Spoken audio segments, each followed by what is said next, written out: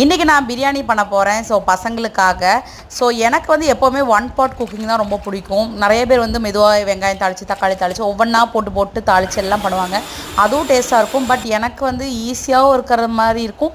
எனக்கு டேஸ்ட்லேயும் பெருசாக வித்தியாசம் தெரியாது. நான் வந்து ஒரே பாட்டில் வந்து குக் பண்ணுவேன். இப்போ பிரியாணின்றனால நான் வெங்காயம்லாம் உட்காந்து தாளிச்சிட்டு இருக்கேன். இல்லைனா அப்படியே எல்லாமே தூக்கி ஒரே பாட்டில் போட்டு குக்கரில் விசில் எடுத்துருவேன்.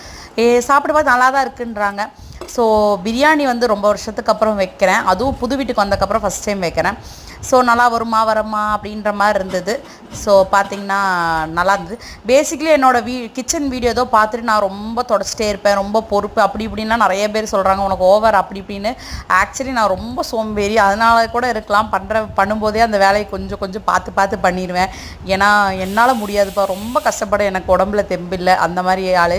ஸோ அது எங்கள் வீட்டில் இருக்கவங்களுக்கு தான் நிறையா தெரியும். ரீல்ஸில் பார்க்கும்போது அப்படி தோணுது போல். எப்படியோ பிரியாணி டேஸ்ட்டாக இருக்குது.